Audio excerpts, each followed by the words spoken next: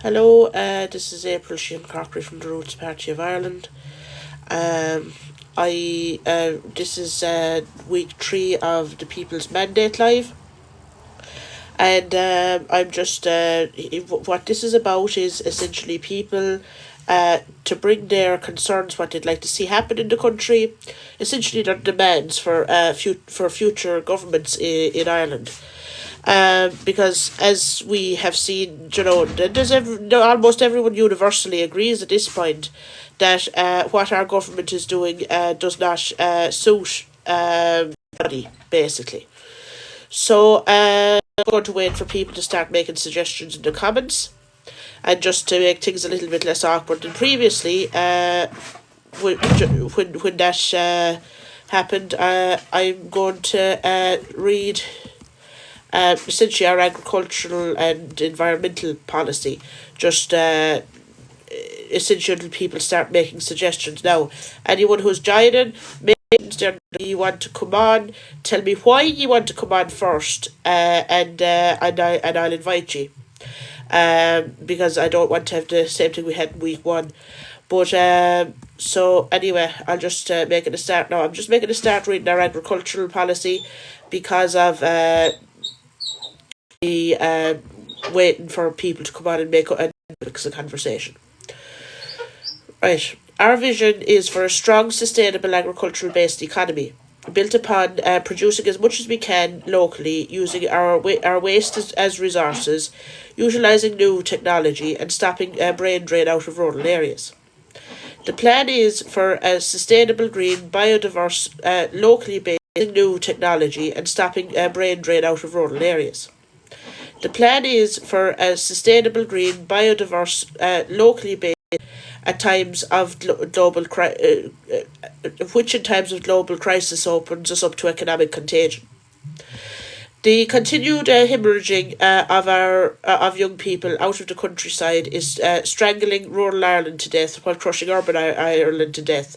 There isn't space to house most of them in urban areas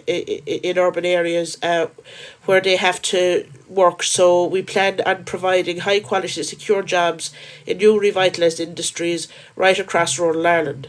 Part of that includes taking a strong, direct hand at repairing our lands and ecosystems. We plan to boost our food production by developing a closed loop, low waste, fully integrated food system where man's waste is another man's input. I'm just going to check and see did anyone request to go on the comment or suggest any policy that they would like to see in the country or any issues they have.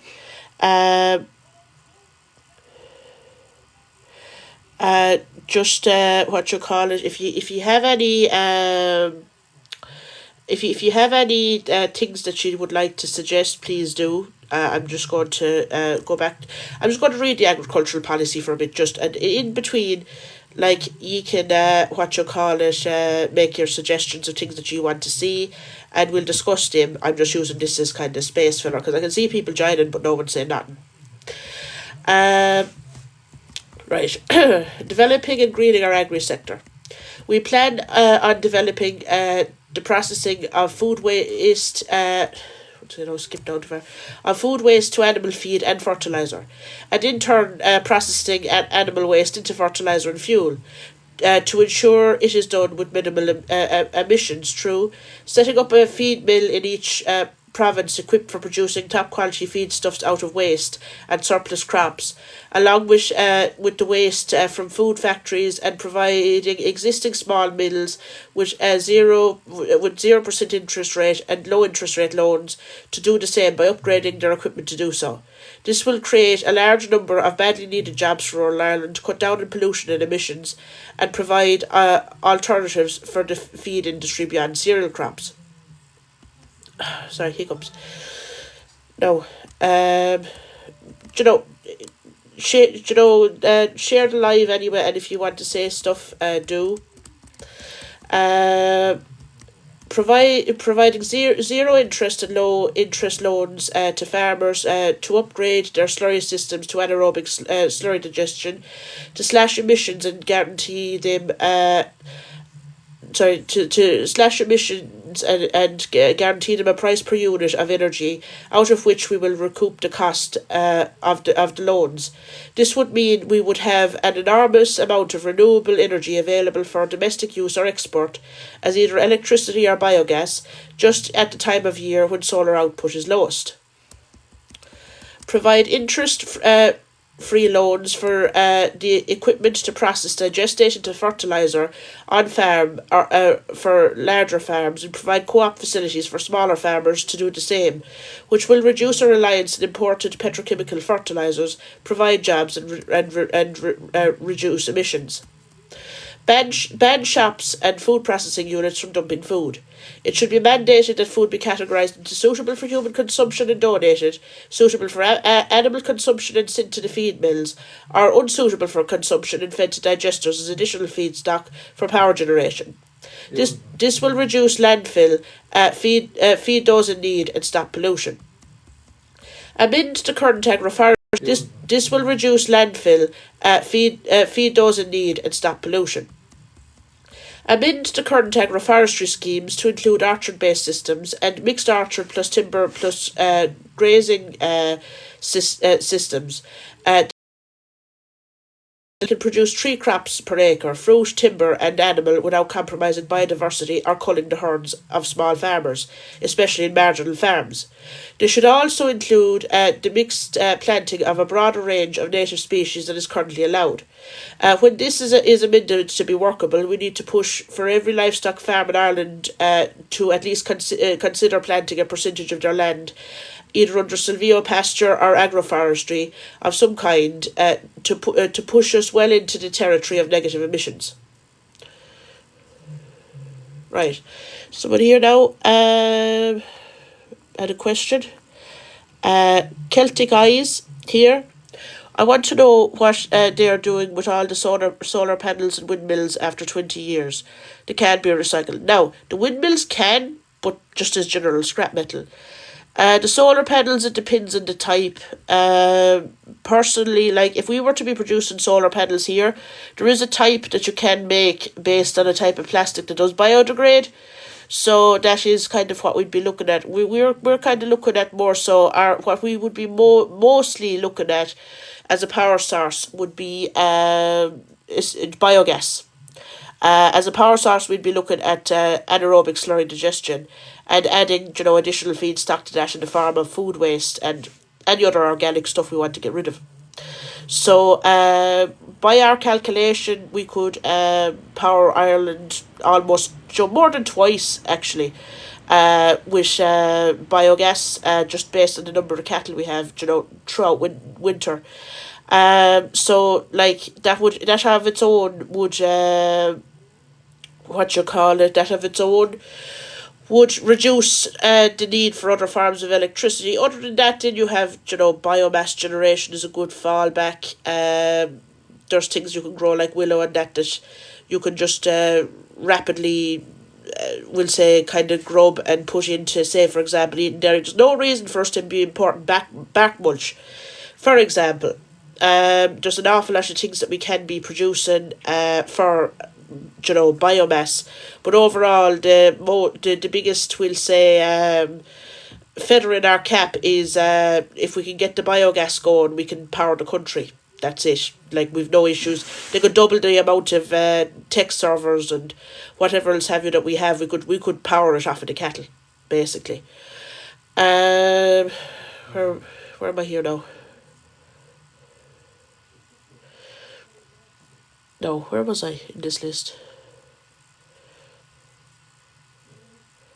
Patricia, Celtic Eyes was talking about that solar panels can't be recycled and windmills can't be recycled. Essentially, very little. It makes it less, right, with regards to the biogas, it makes it less, we'll say, it reduces its, from methane to being burnt and the subsequent release of carbon, reduces its potency as a greenhouse gas, rather than just leaving it there by the power of about 26. So you're talking about 26 times less emissions and environmental effect than if we were just letting it go out in slurry. That's number one. The second thing then is if when you're talking large scale burners for the burning of electricity for electricity production.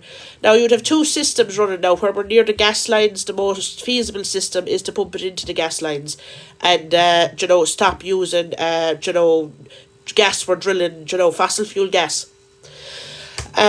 So basically, there you'd be doing that, and it kind of a lot of that would depend on what people's boilers are, and the systems that are in people's cookers and that. However, the bulk of it, because we don't have a very extensive gas networks, what you would be doing is you would be, say, for example, there's a methane based generator that JCB produce, or there's a good couple of different companies. It's often heavy machinery companies produce them. The JCB one is about 30 grand. It's for producing energy off of the methane gas that builds up in mines. It's for Australia and African places, and that with a backflash burner would give it would power a small a good few houses, if not a small town. And basically, what you'd have with that is you could, in farms that aren't near gas lines, you could use one of those to convert it directly into electricity. Now, if you're burning it on site, there's filters that you can put in that reduce the carbon emissions to basically almost zero. They're used in the mines in Australia, where they have huge, we'll say, build-ups of different gases. I've looked into them before. Like you could put those into the exhaust of where you'd be burning the biogas, and essentially you end up with next to no emissions out of it. That's one of the things with it, and that's when if they have to for some reason, because of heat or whatever, run a generator in a covered space. That's why they'd be using those kind of filters. Now, where was I here now? Right. How do you heat your house? A fire, a stove. This is rural Ireland. We're not all dripping with cash here, but this can be done on a national scale without it impacting, what people, without it impacting people's money. Now, where was I? Right. So anyway, I had been talking about silvopasture and agroforestry, that we push ourselves well into negative emissions. Like what I'm talking about here, we'd cutting our emissions by so much. We would actually be well into negative emissions. We could actually, without even harming our agricultural production, we could actually, by our calculation, be hugely in the territory of negative emissions. Now, right, provided that their land does not fall into the territory of a fragile ecosystem which could be damaged by such a scheme, e.g. raised bogs or limestone pavement, and to ensure that grant funding remains at current levels and provide interest-free loans for remaining costs. Create an adjacent scheme for arable farmers and permanent meadowing for low inputs plus agroforestry with fewer trees per acre to facilitate the movement of large modern machinery while decreasing our reliance on imported inputs. Create a carbon bond scheme where smaller, more sustainable farms can compete with and profit off larger, more emissions-intensive farms by getting paid by them for their offsets running adjacently with a system of internal carbon quotas, rather than the current plan to sell carbon credits abroad. We oppose the international trading of carbon credits. Ban monocrops of conifers. Ban any food product grown in the environs of rainforests. Ban non-certified exotic hardwoods and any that come from the environs of rainforests. Ban all non-EU beef and dairy that does not conform to Irish environmental food safety and welfare standards. Set up a complete bioplastics industry. Now, I was talking in the group chat about this another day, and basically, with regards to the bioplastics industry, there is very little that we can produce in this country, either out of bioplastics or fibres. So they would be two main industries that would be setting up, would be fibres, textiles and bioplastics. Because we do plan to industrialise Ireland once and for all, but actually industrialise it as an eco-manufacturing hub. Now, support and improve the native timber industry and shift focus from poor quality Sitka spruce to higher quality Irish timber species that provide and provide help to set up small indigenous sawmills. Now, this is actually a major point of policy because this is actually also to set up small indigenous sawmills. Now, this is actually a major point of policy because this is actually also linked to our building policy. We want to start producing more out of timber, and we want to do so by timber that we're growing here. So we want to set up small indigenous cooperative sawmills right across the country and massively increase the amount of agroforestry we're doing. Restart our sugar beet industry. Again, that's kind of a no-brainer. I have a plan on how to get around the EU doing that, but I'm not going to say it here because when you're trying to sneak up in the EU, it's not great to be saying it publicly, what you're going to do. Provide support and investment to any Irish company using Irish raw materials and processing them in Ireland. Aid in the setting up of co-ops and other worker-owned industries to do so and make full use of the product of our land. Now, reducing reliance on imports and increasing food availability and food sovereignty. We plan on reducing our reliance on imported food and increasing food security and overall food production by incentivising Irish-grown fruit and veg, trialling crops not commonly grown in Ireland and breeding varieties suitable to the Irish climate by providing funding for a genetics institute and a national seed bank. Yeah, that's a very good point there, which onion. I think it's an Irish pronunciation of onion, but I can't really pronounce the Irish pronunciation of onion. Love to see the flax fields going in. Yes, and as well as that, we could also, I think I mentioned it in this later on, we can incorporate things like flax and hemp into the arable rotation without really affecting food production. I think I definitely do cover that further on in this. And you see, we have a huge issue now at the moment. At the moment now with the whole canal blocked up thing and what have you, it's very hard for clothes and textiles and things to come here because everything is out in China and India and places. It's also like if we were to have a situation where we had, for example, an actual World War III, we wouldn't have anything being able to get here. So between that now and the various issues we've had, which, for example, the crash in '08 and that, when we found out that having a tertiary office-based finance-type economy is A, not suitable at all to us, because that time everyone had to go back into agriculture, and B, opens our economy, which is tiny already, up to a huge amount of economic contagion, when essentially the shit hits the fan everywhere else. So we can actually start producing things that everybody needs, that we need to use ourselves, and base our economy on an awful lot more localism. And obviously, we'll say this is mostly based on worker-owned industry. Well, it is entirely based on worker-owned industry. The goal is to get as much of this done through cooperatives as possible. Now, where was I here now? Yeah, but with regards to the there is certain crops that we can grow that handily. So we need actual genetics research for things that there is certain crops that we can grow that handily. So we need actual genetics research for things that we actually really do need. Put in, we'll say, money into selectively breeding and stuff like that. Crops that are, while we wouldn't have previously grown, would be useful to us. And another thing is, with regards to,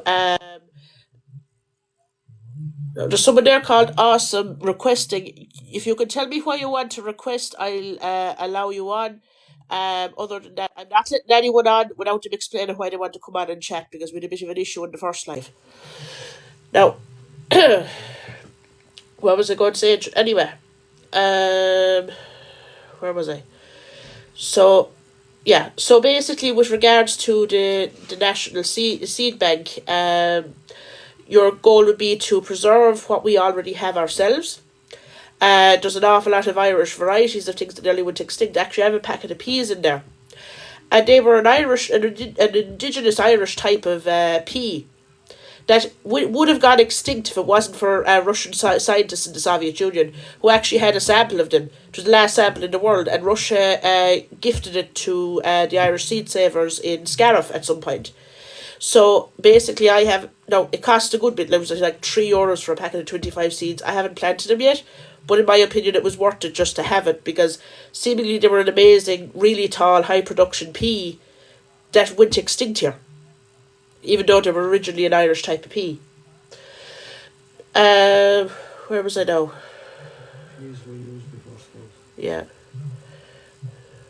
Oh yeah, and just to go here now, Ginger Knickers is in the comments has said here, love to hear all this. Ireland said here, love to hear all this. Ireland is a self-sustaining island, not to be sold off, and that's exactly the thing. That's exactly what we're trying to achieve here. Now, focusing on crops grown in a low input system that enhance the ecosystem. So basically what we would be trying to focus on is things that we can grow without importing much. So instead of having to import a huge amount of synthetic fertilizers and whatever else have you, what can we grow that requires the least, that can kind of be left there to grow away?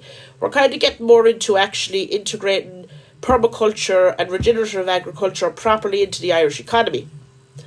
We're the ideal country to start this because we're not that far away from it. With a few small changes, we could get there very easily. And we could be, we'll say, revolutionary in agriculture. Well, we could be revolutionary in every other way too.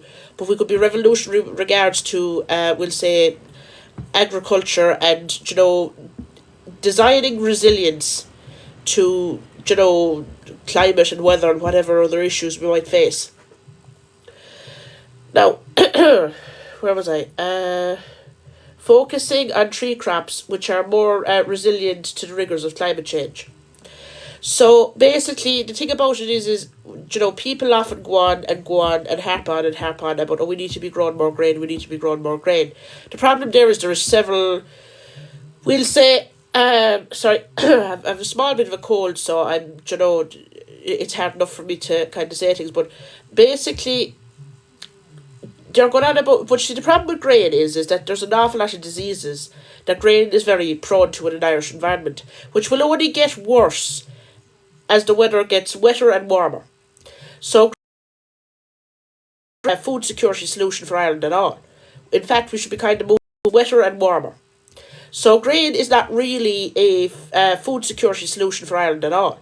In fact, we should be kind of moving as far away from grain as we possibly can. Now, what is very resilient to climate change is different types of nuts. Like hazelnuts are native to here, yet us and the European Union import enormous tons and tons of hazelnuts from Turkey. So basically, hazelnuts are a very good source of food for everyone. Like, I mean, if you had hazelnuts, you'd need very little else. So they're one thing. There's other types of nuts that we can grow as well. French chestnuts. In some parts of the country, apparently walnuts will grow. I don't think they grow where I am, but seemingly in the southeast and that walnuts will grow. And also for some reason in the northwest, southeast and northwest doesn't make a whole heap of sense, but it seemingly does. So then as well as that, you've all the different types of fruit and that kind of thing, and berry bushes and that.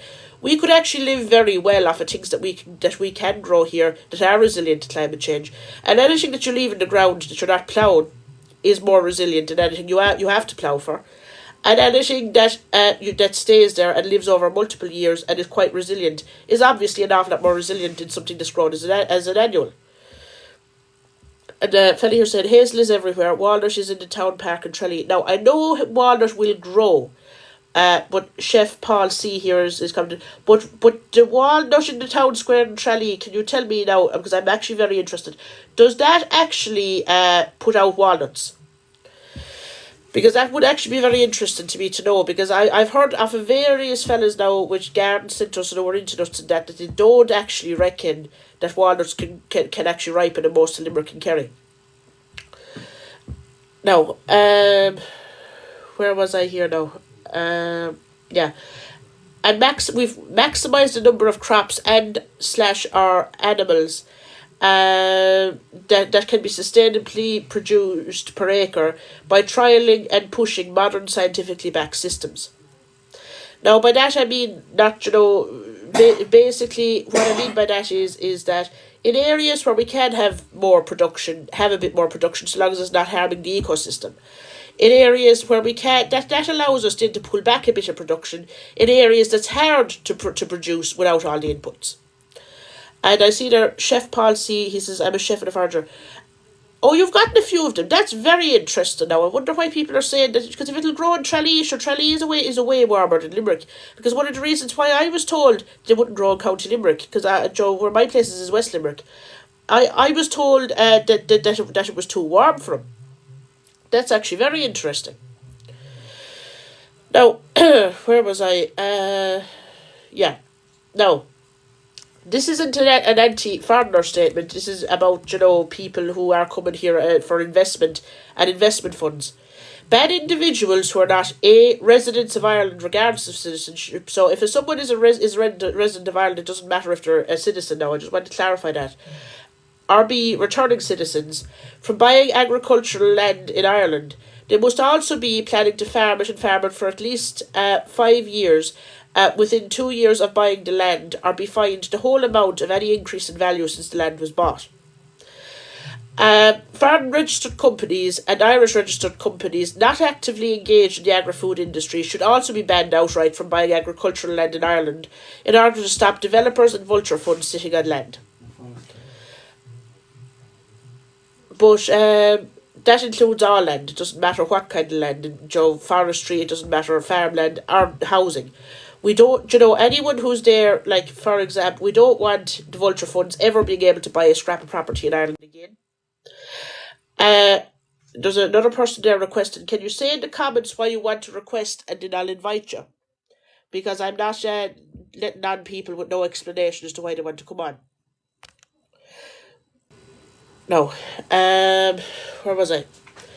So anyway, so basically we don't want any of them to be able to buy a scrap of property in this country ever again, any of the vulture funds, or any of the, now, these wealthy families that you have abroad, whereby if you say, oh yeah, no, only individuals can buy property, they'll turn up now and there'll be 3 or 4 properties put in the name of every single one of them. So it's only Irish resident people, not just Irish, but say people who came here from wherever, but live here and work here, that it's only for people who are living and working here that they should be able to buy land or property. So bring back the Land Commission to stop both land hoarding and to facilitate old airless farmers to retire and young farmers to farm by buying land and selling it to young farmers in let-to-buy schemes, and to oversee large environmental remedial projects such as regeneration of bogs, erosion prevention and flood prevention, with some jobs ring-fenced for farmer board and Namona employees. So basically what this is we want to start a farmers retirement scheme. There's a lot more to this. Essentially what we want is that older farmers to be paid a good few nice comfortable retirement now, and that's paid for by a younger farmer taking on their land. Now that younger farmer, it can either be someone who's a relation of theirs, or it could be some random person who just wants farming. Essentially they get a bit of help on the farm while they're training them in, and then they retire with a nice few bob. The land passes on and it's paid for by the person who who's in the farm next in a lease to buy scheme.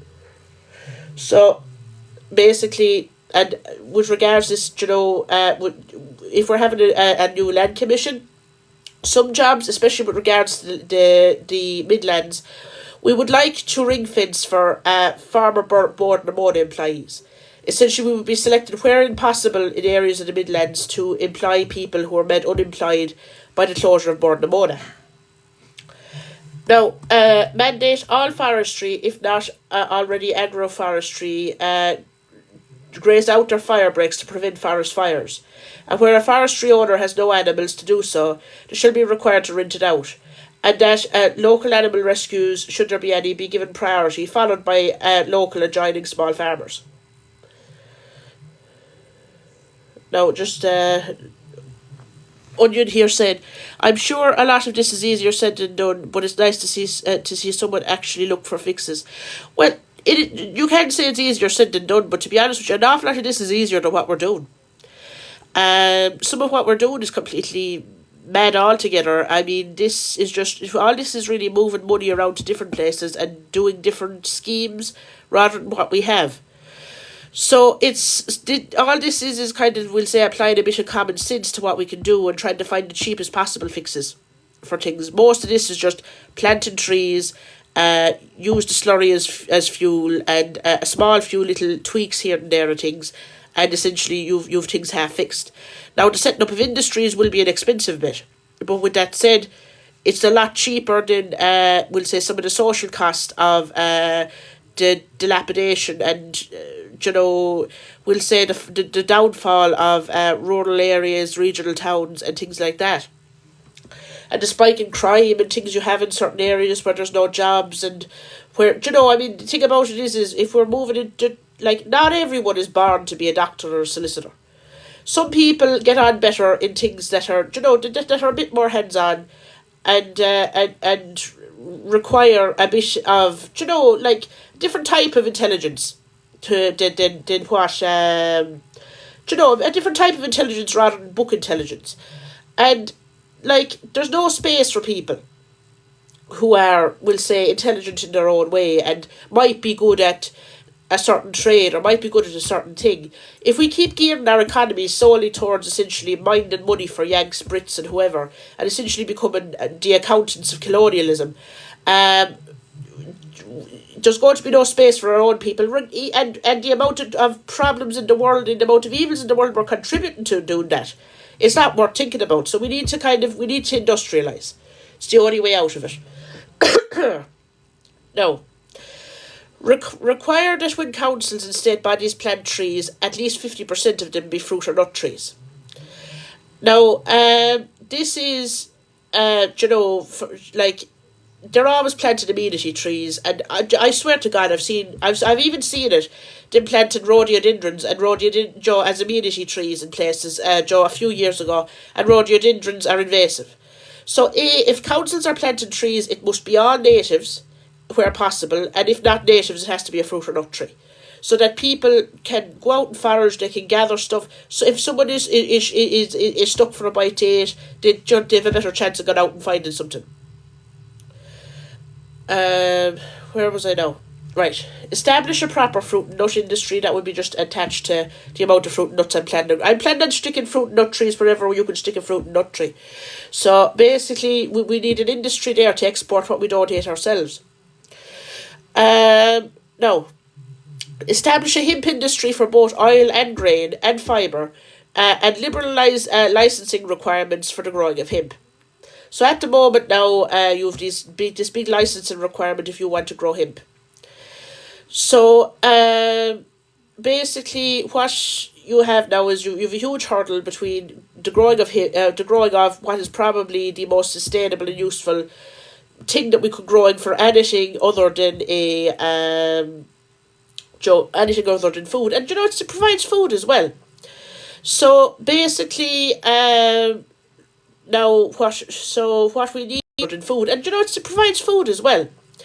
So basically, now what we need is we need to liberalise the licensing of it, and we need to start putting in production facilities for it, because there was a push there about 10-15 years ago where they wanted to start some farmers growing hemp. And what happened was they got some farmers to grow hemp. Some farmers went through all the hoops of getting the licenses, but when it came around time to harvesting the hemp, there was one place in the country that had processed it, and that was above in the Midlands, and most people couldn't get it there. So that ended up the end of growing hemp, at least down the country. So we need to set up the processing, before we get people growing it. That's one of the main things, and we need to. I'd be inclined to scrap the licensing requirement altogether. Mandate minimum buying prices that processors have to pay farmers. Mandate minimum buying prices that processors have to pay farmers. A regional margin above the average cost of production for all products, being a crop or animal. Now, this is to tackle the likes of Larry Goodman and the likes of Tesco. The likes of Tesco are going around and they're paying farmers next to nothing for, say, carrots and peas and things that they be grown. And Larry Goodman is going around squeezing the last drop out of every livestock farmer in the country. So, the minimum price that you could be paid for a kg of beef or a kg of carrots or whatever, we reckon should be about 10 or 20% above the cost of production. That's for, the least quality they're willing to accept. Should be that much. Everything else should be more. So, and that's to provide, because see, what we want to do is we want to we want to take dependence on grants away. Like, Joe, people say, oh, but the grants cost so much. Yeah, the grants cost so much, but what are people going to live on if we don't have the grants? So therefore, before we start kind of pulling away from the grant system, which we're heavily controlled both as a nation and as farmers by, we're very heavily controlled by Europe with the grant systems, well, basically help them find a living without needing the grants and get rid of, and then, anyone who likes can stop drawing the grants and farm their own way and tell the EU where to go with themselves. So, where am I now? Oh yeah. Setting up beef and sheep co-ops to compete with and break the monopoly held by a handful of private entities. Now we want one of the industry. Well, we want to target a few industries. We want to target crops. We want to target beef, and we want to target sheep within food production, because there's already some level of cooperativization in dairy, which has massively helped dairy farmers. There's a reason why dairy farmers are some of the better off farmers in the country. So what we want to do is we want to cooperativize beef, sheep and crops as well. That they're being produced cooperatively, and the private entities and the beef barns and things in the country essentially go bust and have to go elsewhere. Or won't go do whatever the hell they like with themselves. We don't want them. So, where are we now? Move us onto a system of farmers making a reasonable margin and food still being kept at good value, and away from dependence on grants by whole industry cooperativism, both worker and farmer, and to push out the middlemen creaming off of all of us all of the time. So essentially, we want to set up cooperatives that are both worker cooperatives and farmer cooperatives. That the farmers have a share and the workers have a share, and essentially that now for example, now taking Larry Goodman again. Larry Goodman has a lovely situation there for himself, where he has a whole heap of Eastern European lads being paid next to nothing, and all they're doing, like, they're going in, they're working at speeds that should actually be illegal. They're coming out and worked in no length of time, absolutely broke up, and getting paid a bare inch above minimum wage, if at all. And then they have the same situation going on with the farmers. So, like, what they're making off of the meat is astronomical, because they're not paying either the workers or the farmers. So that situation needs to end on both ends. And as well as that, about 40% of the people who are human trafficked in Ireland actually end up in the agriculture industry. So actually end up in the agriculture industry. So that's another thing. And now, within food production, and between agriculture and food production, about 40% of and hospitality, about 40% of all people who are human trafficked in Ireland end up in those industries. So basically, they're competing very closely with the we'll say ladies in the night industry. I'm trying to avoid community standards here. So that's how bad they are. Now, animal welfare. A commitment to improving animal welfare is paramount in order to maintain our reputation at home and abroad, and in order for us all to sleep well at night, buying and using Irish products, as well as morally, ethically, and for the sake of the animals themselves.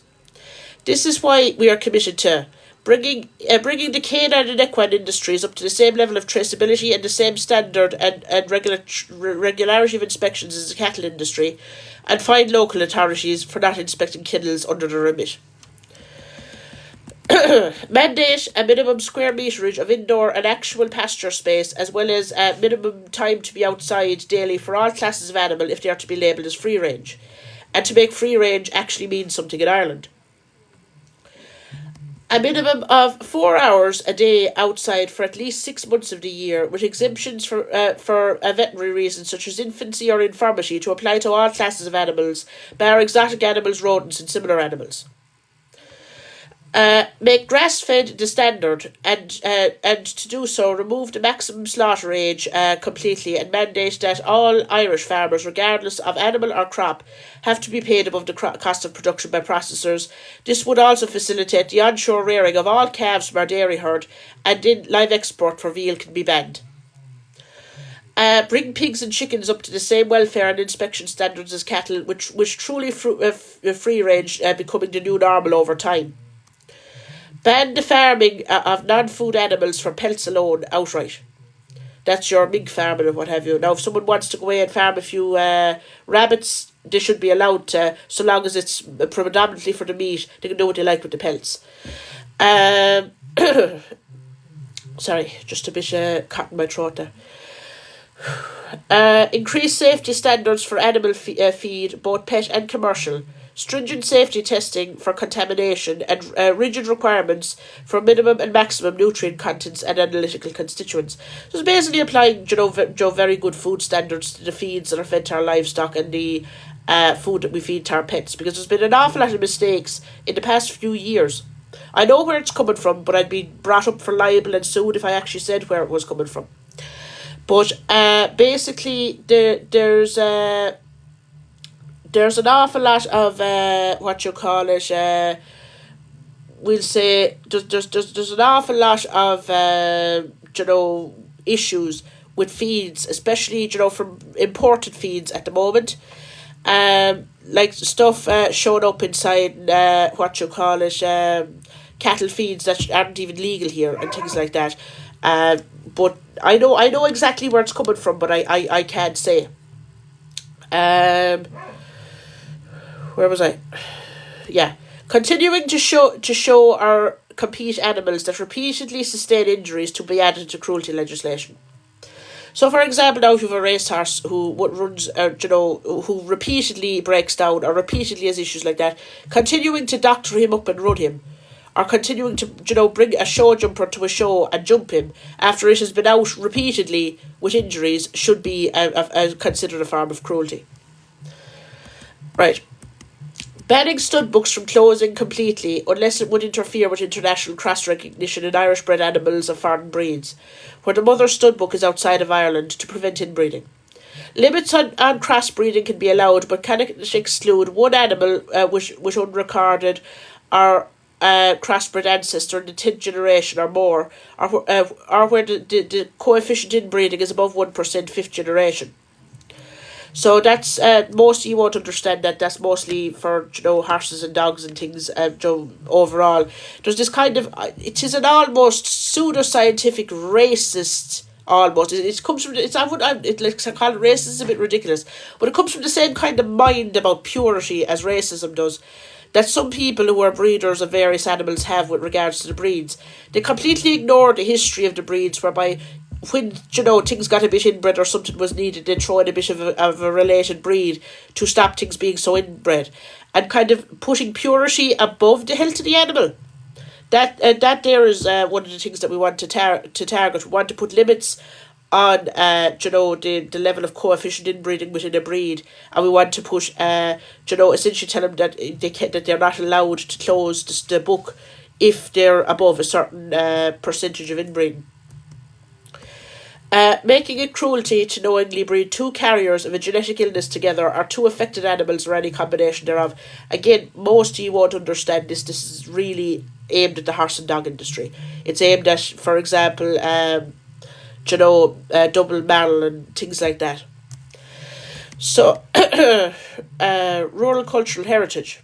We plan to ensure the ongoing survival of our rural cultural heritage by ensuring the following. Now, I'm just going to catch up on my text here, my people in my comments. There's a bit of crack going on about, the trees. Yeah, Patricia, it is definitely possible to do differently to what we have been.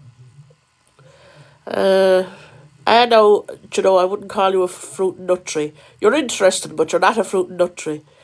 Uh, yeah, but the thing about it is, Paul, is that if everyone is foraging, there's less for everyone to forage. If you get me.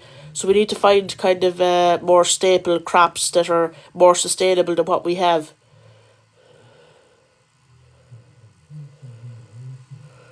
Thank you. There's an. I think the Roots Party is the new Common Sense Party. It's lovely. That's lovely to hear.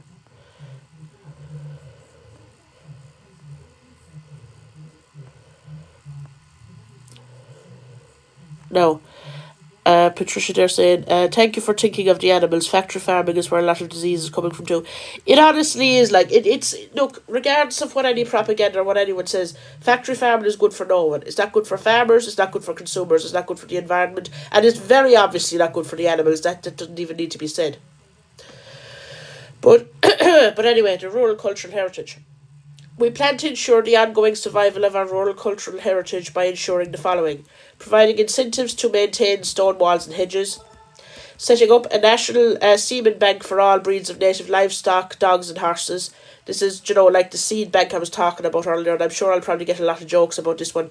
This is essentially for native breeds to ensure their survival long term, that we bank some of the genetics in a laboratory situation, that if we run into serious issues in the future, we do have the genetic resources to rely on.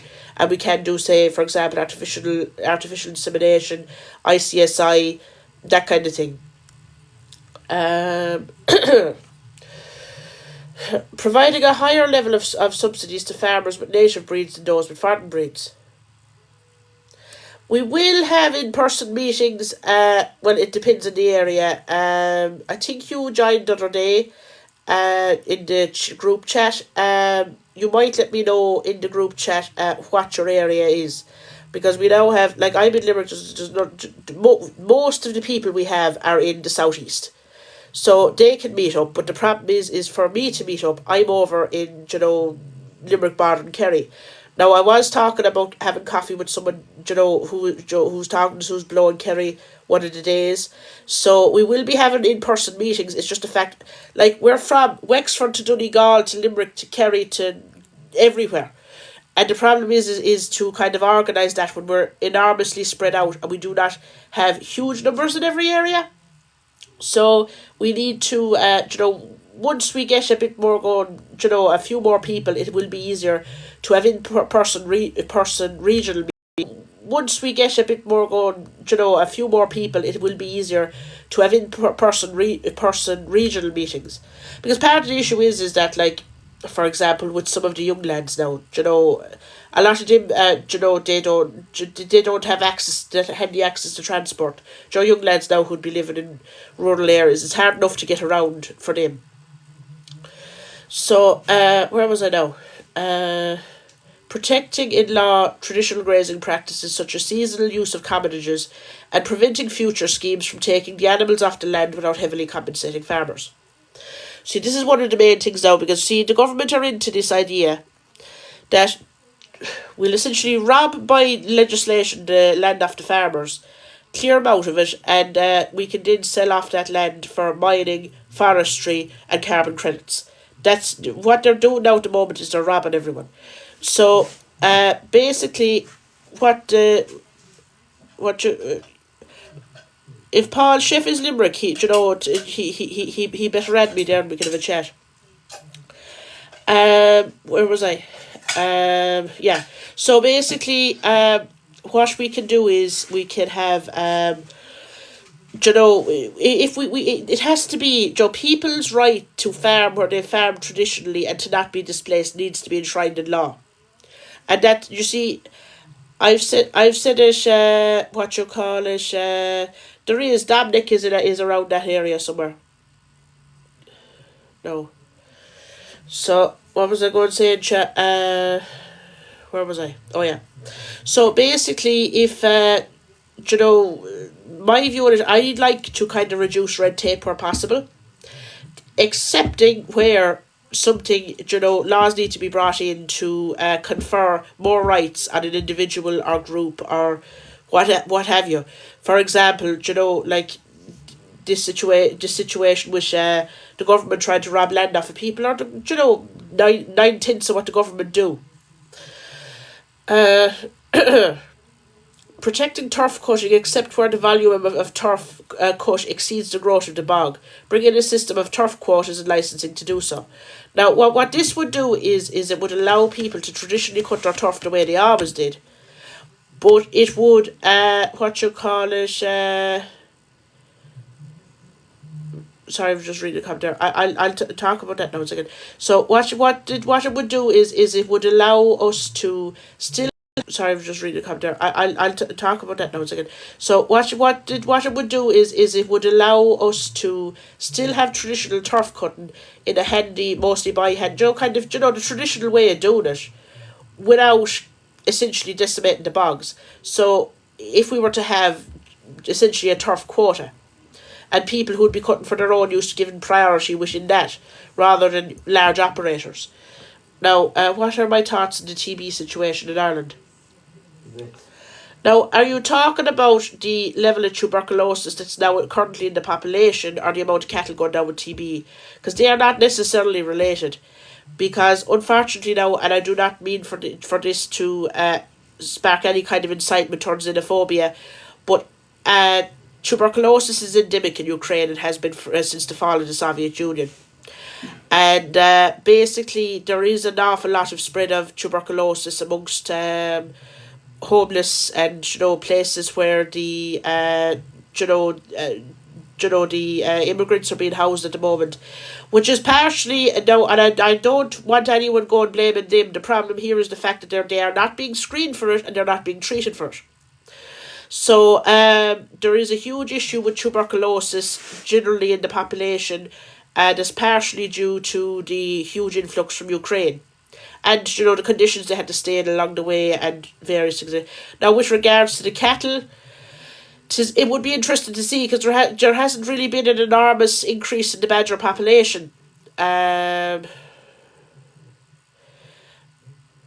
So, basically, with regards to... we'll say, with regards to the whole tuberculosis situation, I personally think some of it is being used as an excuse to cull cattle, because they know that the farmers won't accept it and that the TB law is there. Because it's interesting, like, some of the people I know who went down with TB, their land is actually marked out for things like re-wetting. And there's kind of, like there was one person that I know that got, locked up for TB because some animal they had sold that they were given the wrong description of had got TB, but it was tested before it entered the sales ring, and the whole situation did not sit right. So I do think there is a certain level of the government using the thing with tuberculosis to, by the back door affect the cull of cattle. That's, I do actually think that's going on. You might call that a conspiracy theory, but I've seen very little evidence to say otherwise, because most of the people that I know who have had cattle go down with TB, their animals culled out clean in the factory. Now, with regards to vaccinating the cattle, they won't do it because essentially they'd be out of a job. Why they won't do it is because, you see, the vet won't get his annual herd test if the cattle are vaccinated, because what'll happen is when they're vaccinated, they'll react to a test, but then they can't say, so they can't go out and test the herd, and because the cattle who are vaccinated will react, and the cattle who are in contact with the cattle who are vaccinated will react. So that essentially affects the TB testing thing. So if they were to actually vaccinate the cattle, an awful lot of vets with an awful lot of very good jobs would be out of a job very rapidly. Where was I? No, there was somebody else asked a question today about turf. But turf cutting is terrible for the environment, but it's a cultural thing. So, well, you see, things can be done at a low level that reduces the level of harm. Like, if people who like culturally to go out, jowl lads who like to go out and cut their bit of turf, are left alone to go out and cut their bit of turf, that doesn't really have a huge effect on things. And if we keep it, kind of that you can't cut turf at a greater rate than the regeneration of the bog is, because people talk about, bogs take thousands of years to develop. They don't, not in Ireland. Not in Ireland at all, because, like, a bog can grow in a couple of 100 years here because of A, how wet, and B, how mild it is.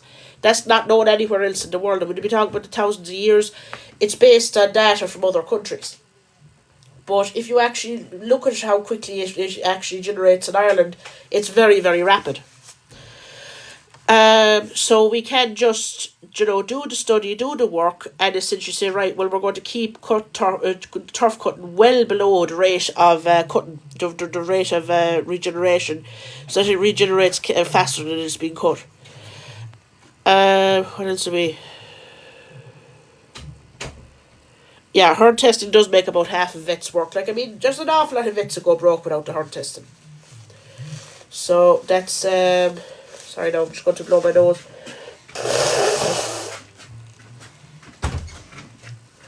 Yeah, no, absolutely. It was the machine, the board pneumonia type crack. And sure, that most of that wasn't being used for, we'll say, fires. Most of that was being used either in dairy or being exported as peat moss to garden centres all over the world. So... 100 years. Depends on where. I would guarantee you it's faster where I am, because there's a place that I know that it was just left derelict for 40 years, and there's a bog there now. So like, you're talking very warm, very wet, kind of southwest, fairly sheltered, kind of not that high up a hill. So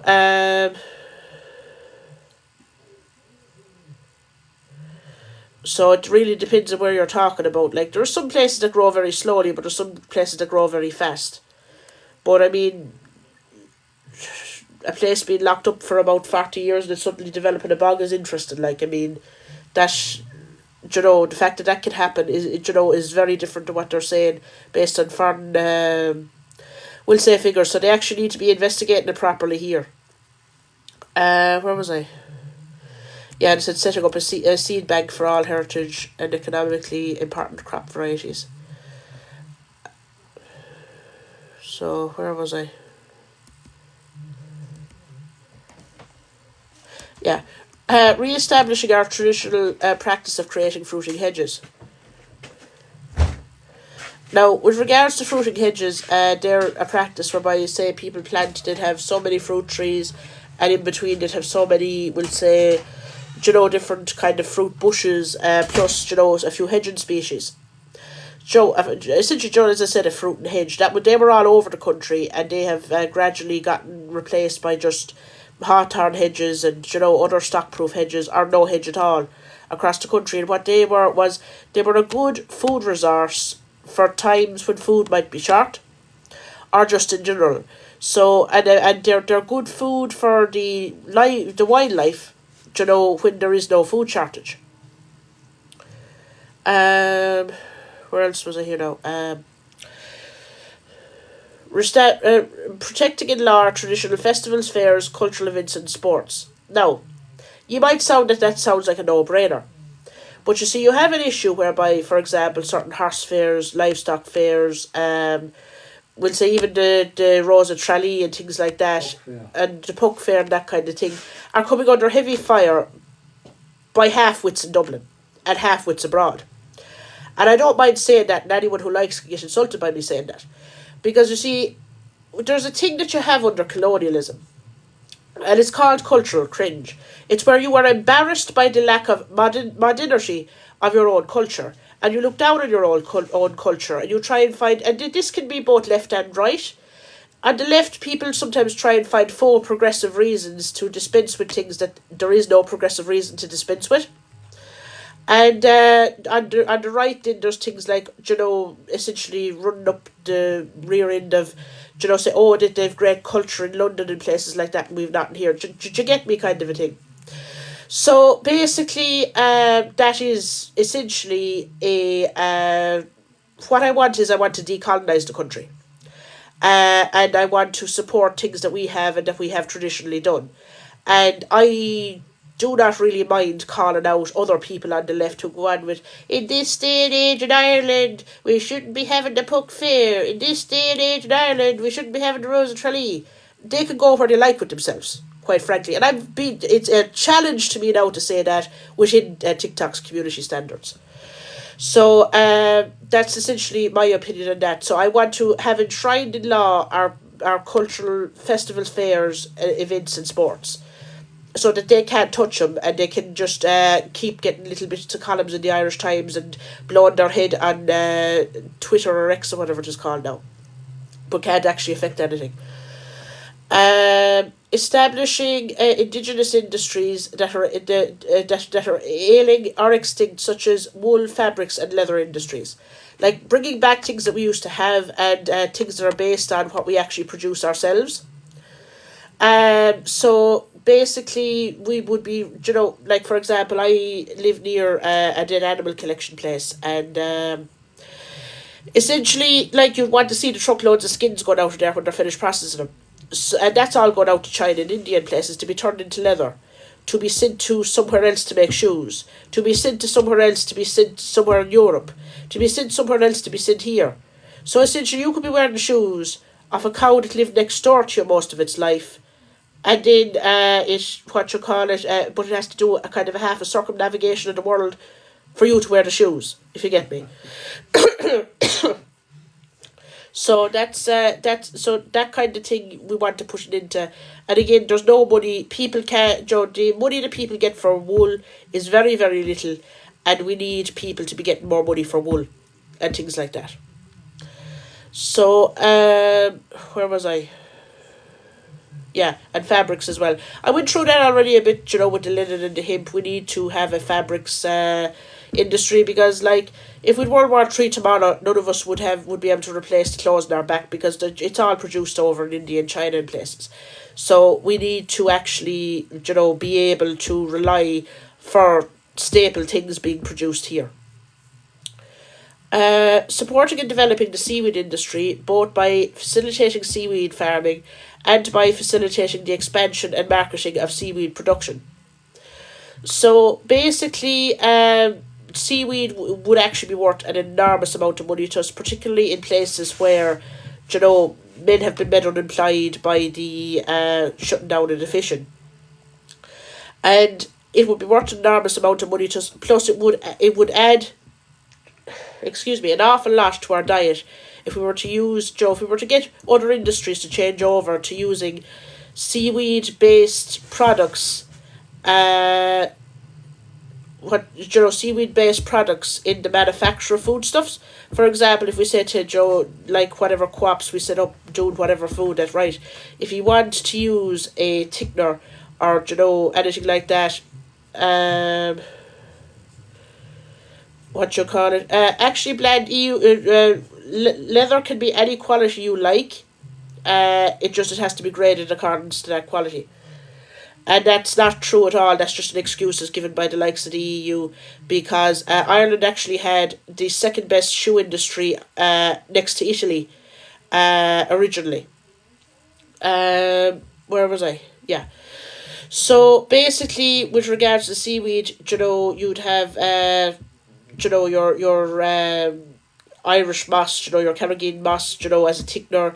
You'd have your dulse, is a replacement for MSG and things like that. And that would be adding an awful lot to the Irish diet with regards to, what you'd be bringing in is you'd be replacing additives with nourishment. And as well as that, the amount of money that you'll get paid worldwide, for culinary seaweeds, particularly for the Asian market, is unreal. We could be making an absolute fortune for our people off of seaweed. And then you add to the whole thing of, feedstuff additives for livestock, which they reduce emissions, they provide a whole host of health benefits, they reduce, and as fertilizer, like, seaweed should be one of our main things. No. Fisheries and protection. Yeah. Creating a marine preserve in all Irish waters for 10 years to allow fish stocks to recover and prevent foreign trawlers from entering Irish waters by any means necessary.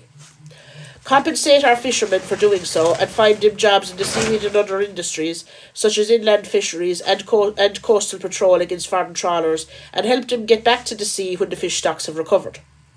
So essentially what this is using EU, preserve laws to apply that to our whole sea area, and essentially tell them to pack off with themselves and blow them out of the water if they go against that.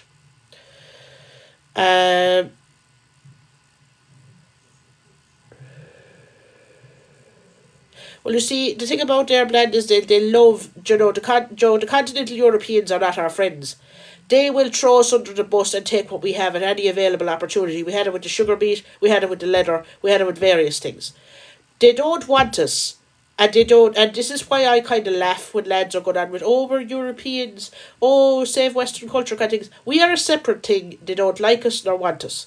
So what we have to do is we have to figure out a way of, without going full Irexit, whereby we lose a whole heap of things and anyone that's abroad has to come home and we can't go nowhere, pull back and protect ourselves from them. Because if they're going to be clever with us, we can equally be clever with them. That's a major thing there in it. Where was I? Oh yeah, but basically onto the marine preserve. It's, exploiting, it's a thing I like to do is like to look at laws and see how they can be turned on their head to irritate the people who brought them in for self-protection. So this whole thing that we have to share our sea area, right? Well, what can be brought in there is we can establish a marine preserve using very stringent preserve laws within the EU, with a time limit on it for 10 years, where no fisherman can fish in it so that fish stocks can recover.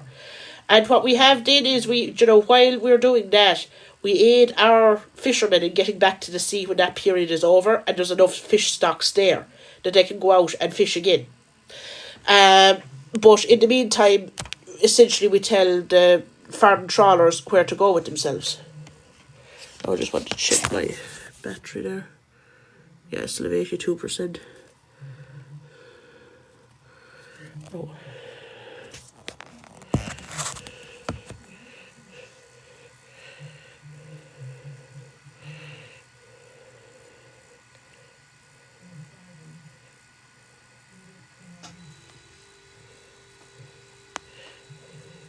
Sorry, there's a thing going on saying that my live will end. Told me to complete completion and said it'll end in 30 seconds. So apologies for that. We might need to do this again another day and I can go through the rest of it. But we'll see how we get on. No.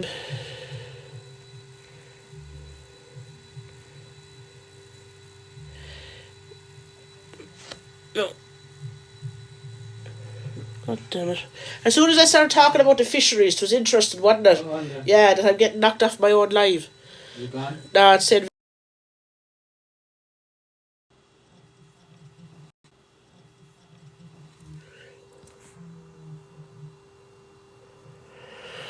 No, hello again.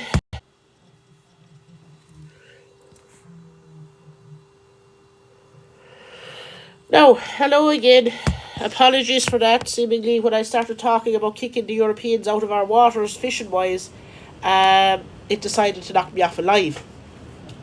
So, Europeans out of our waters, fishing-wise, it decided to knock me off alive.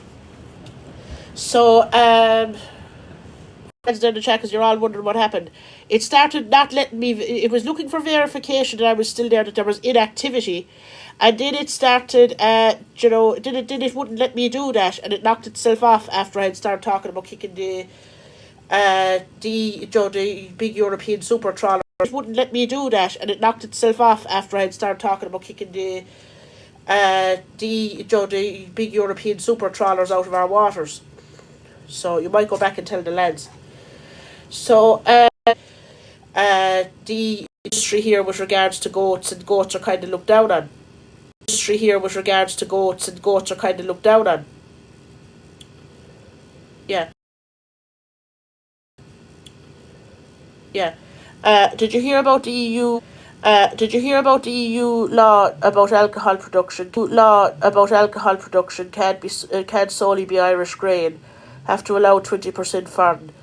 Well, that sounds absolutely insane, and I wonder how much of a percentage they're giving us of our grain going to their alcohol. I would nearly guarantee you in Germany to be zero. So, it's things like these now that we have to tell them where to go packing on. And, if it comes to it, go back on some of the treaties we signed. And you say, right, well, we're going to have another vote. And we're going to pull out of this treaty or that treaty and this agreement and that agreement. Because like things like that, we need to start using leverage and stop bound down saying, yes, master, we'll do what you want kind of a thing.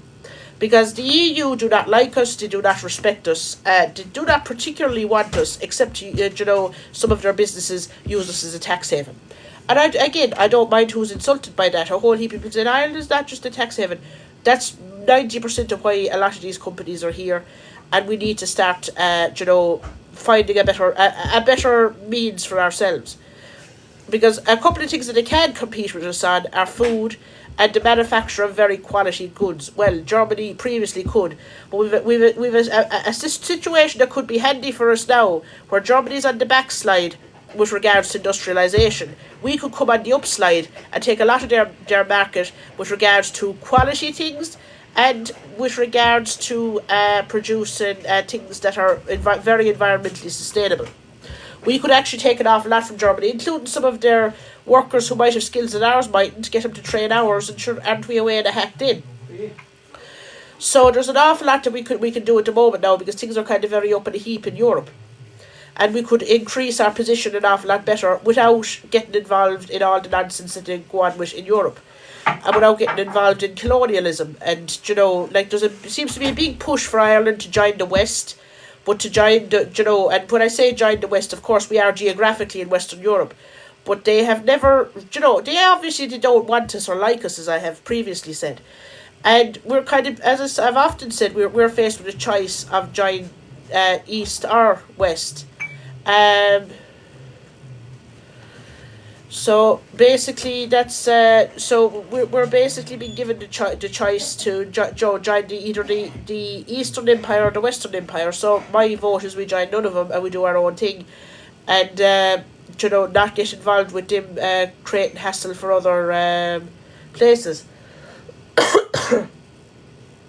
Yeah, Irish Pharmaceuticals is now the leader of industry in Europe, and that's a very fair point. Like, but with that said, there's 1 second, I just need to blow my nose.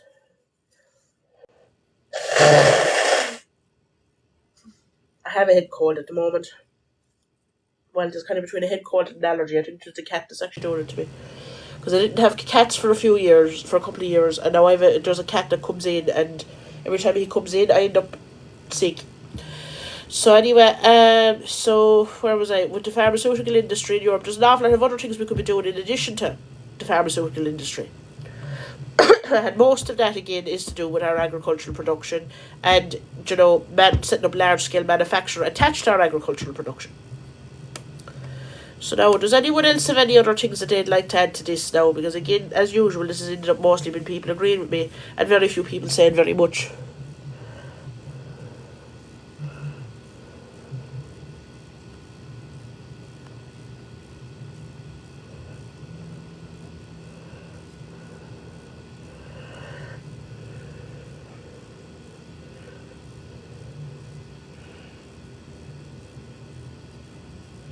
Well, that's a fair point that we, like for our size to be equal to France. Like, I mean, you'd wonder what are France doing, because I don't personally think we're doing that great. So we could be doing better, but that might be just me getting over ambitious. Here is saying, how do we prop up our own industries without facing punitive measures from competition? Well, we might face a few. You see, the thing about it is you have to kind of look at this is on a case by case basis. For example, you have the whole anti. Monopoly laws that they brought in Europe that they kind of switched around to close our sugar beet industry. Well, there are ways and means of around that, which, like for example, you set up completely independent processing facilities from each other. They're producing the same things, and but they're like in different ends of the country, but they're exactly the same kind. They're exactly the same thing, but they are separate thing. They're exactly the same kind. They're exactly the same thing, but they are separate things financially and legally. Makes it very hard to enforce things like that. With regards to competition as well, you see, there's a major thing that we'll say semi-states and cooperatives have over capitalist enterprise. And what that is the fact that lack of profit motive. Because the thing about it is that sometimes large corporations can go down into a bit of debt and they can, plummet the price of a thing in order to push out a smaller but growing competitor. Well, the thing about that is that at the end of the day, at some stage, they have to turn a profit to their shareholders. Whereas, they have, look, there's an overall policy of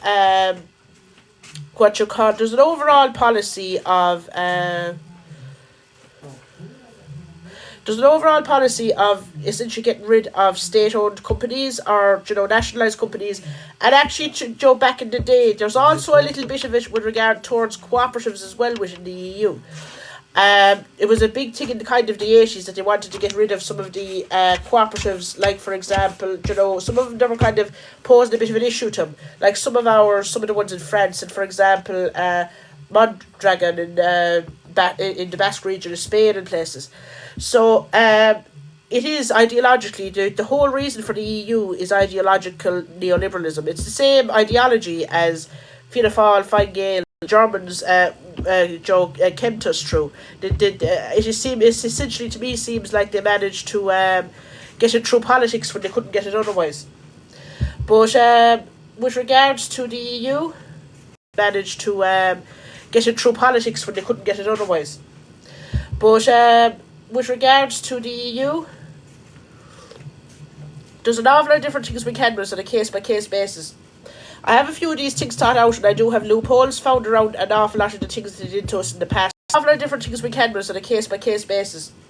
I have a few of these things thought out, and I do have loopholes found around an awful lot of the things that they did to us in the past, and an awful lot of things they could still do to us. And what it basically involves is an awful lot of the things that they did to us in the past, and an awful lot of things they could still do to us.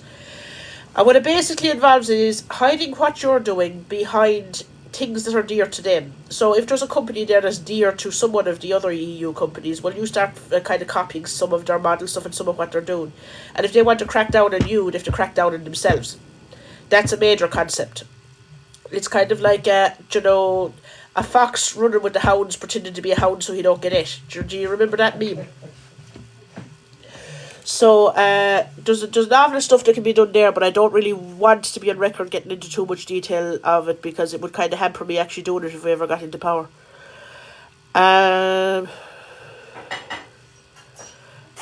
About the ESB as a monopoly, yeah, they did. I think the monopoly law came into that as well. They love that monopoly law, and we need to kind of do something about that. Actually, Vlad, you might have missed that. I already said about putting a ban on non-EU meat.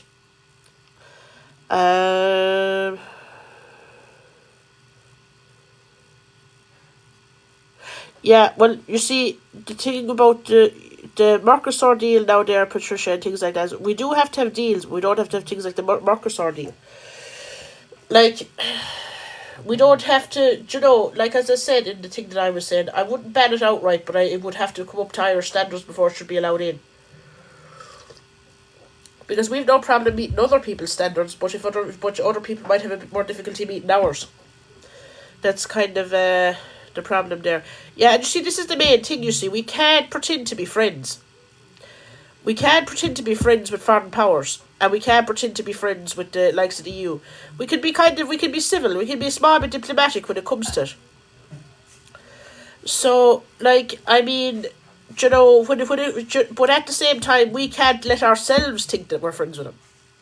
We can be diplomatic, but we can't let ourselves think that the Europeans are our friends, or that the British or the Americans are our friends. There's nobody our friends but ourselves, and there's nobody our friends other than other small post-colonial nations have been through the same things as us. Everyone else kind of they either think, oh yeah, look at the great crack pub monkeys. Or they decide, right, well, they shouldn't have that. We're going to take that with regards to industry and other things. So it's, this whole running up the EU's ass doesn't suit me at all. I would prefer to see us actually giving a bit of a hand and, kind of giving us a, kind of working away more so with the small post-colonial nations that often helped us when we were stuck. Like, and we often helped them when they were stuck, and there's a bit of actual solidarity built up there. They're viewing us as essentially apes with ideas above our stations.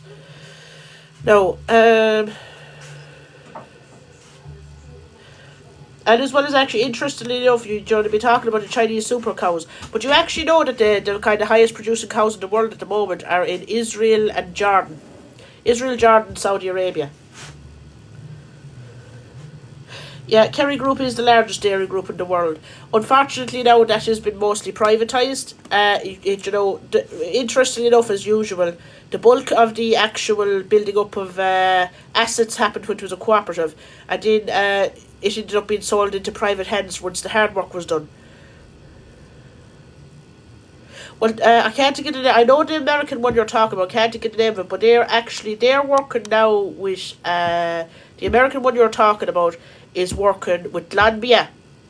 Now, at least Glanbia is at least partially is it's still the majority shareholder at Glanbia is the co-op. It used to be the Glanbia co-op. It's now called Tirlon. So they're still the majority shareholder of Glanbia. Kerry Group, I don't think, Kerry, I don't, like, I think it's somewhat of the big hedge fund crowds is actually now the lead, we'll say, shareholder in Kerry Group, but I can't think of which one, and I'm not sure if I'm misremembering that. I'll have to fact check that and get back to you on it.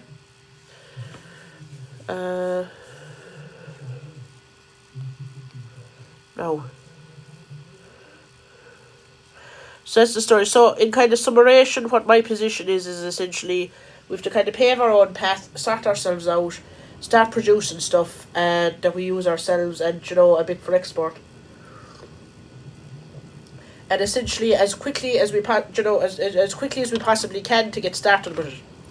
Now, again, as usual, with most of my ideas, this doesn't have to wait for us to be in power. All we need is enough people to come on and say, right, well, lads, we're doing this, and essentially build a bit of dual power, do it outside of the state, kind of get the ball rolling on it, and once we start that, everyone will be panicking and saying, oh yeah, we better do that immediately.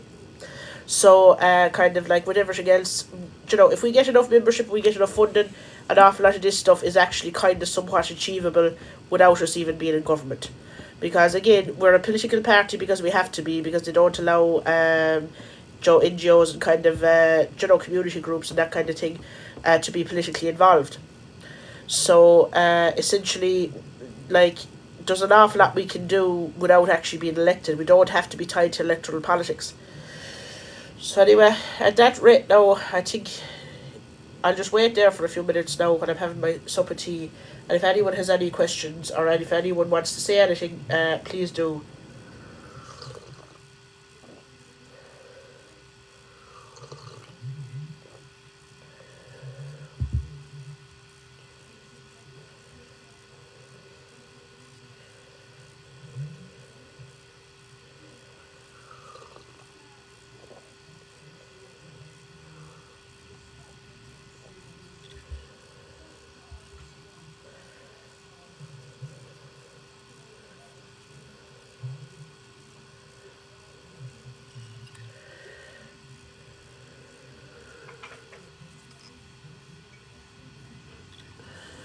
You're going to own what?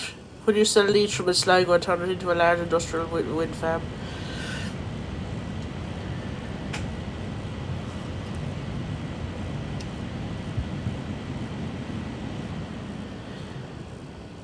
Like, I mean, in fairness, like, have the people lead from that suffered enough?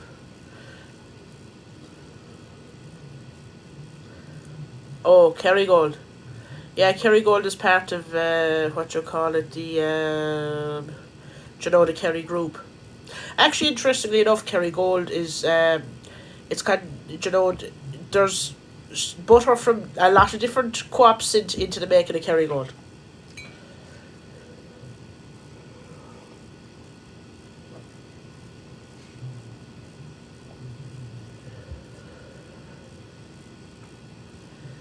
No. Well, good on you, Blend. If you could someday own Kerry Group now, I'll know. Remember all the times that I was nice to you. Uh,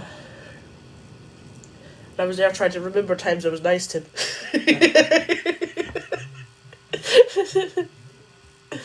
You're still on, like.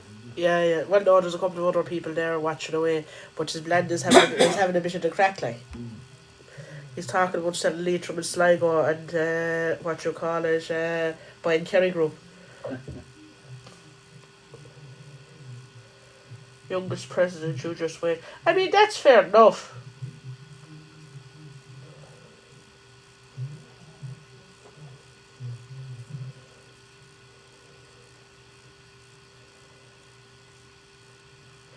Yeah. Well, see, an awful lot of, as well of the situation with the Brazilian beef is the fact that Germany are pulling the strings there, and they want to, I kind of gathered them in JBS, but which is, the Germans are kind of pulling the strings there. The Germans want to sell cars to Brazil. That's kind of the main issue. They want greater market access for their vehicles to Brazil, and the trade-off in that is a greater access of Brazilian beef into the European market. Oh, you absolutely would be. Blend, I've no doubt at all upon you, except for the fact that we might have to, at least somewhat stop you challenging people to fight if you're going to be running as a TD. Like now bring your mother with you. Yeah. I've every faith in the world of you besides, like. But you need to stop joking about selling off parts of the country and challenging people to fight.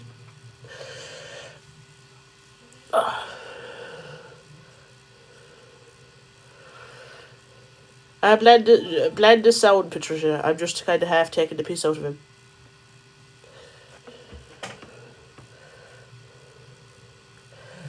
The first of my ideas, like, look, if we were to be looking at going into government, we would absolutely require agriculture. We wouldn't go into government if no one was willing to give us Minister for Agriculture. We would ideally also like housing. Now, you might say, sure God, they're two of the hardest ones to be in, but sure, that's half the point. We want to be in it to try and sort things out.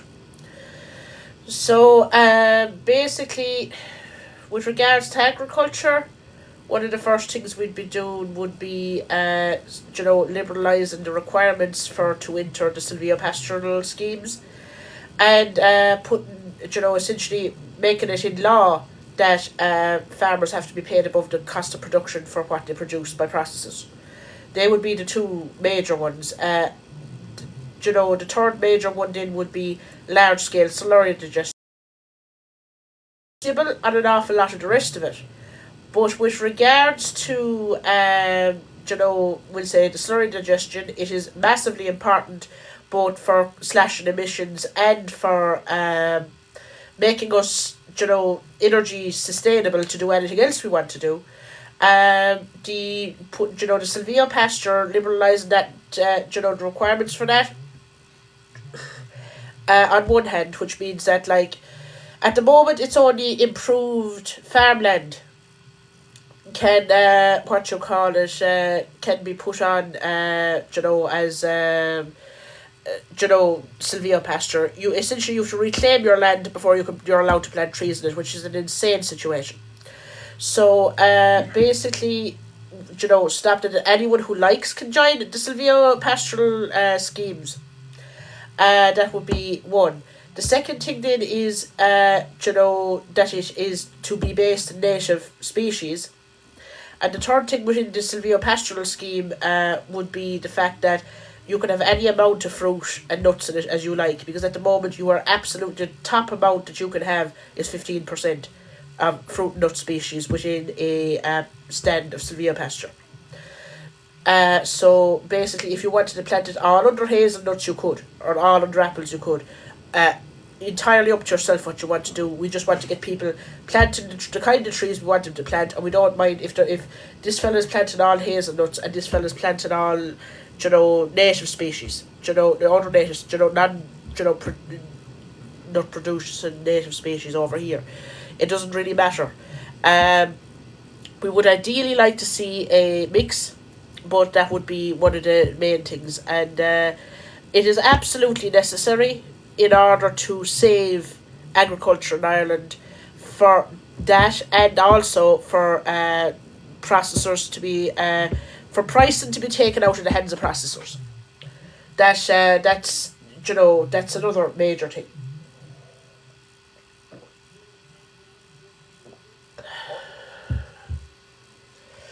So that's essentially it. Now, with regards to housing, then there's an awful lot we'd like to do with housing. To pick one to start with would be hard. I wouldn't really know where to pick one to start with. An awful lot of it kind of depends on each other. There'd be an awful lot of hard negotiation for anyone who'd be looking for us to join them in a coalition if we got elected in the first place. So there's a couple of things that we're not willing to compromise at all. We would prefer to tell them where to go with themselves and start doing it, in a non-governmental sense. Essentially start cooperatives starting doing this stuff and tell them where to go with themselves than to actually compromise it. That would be a major thing. Which party? The Roots Party of Ireland. Shadow just asking which party I'm in.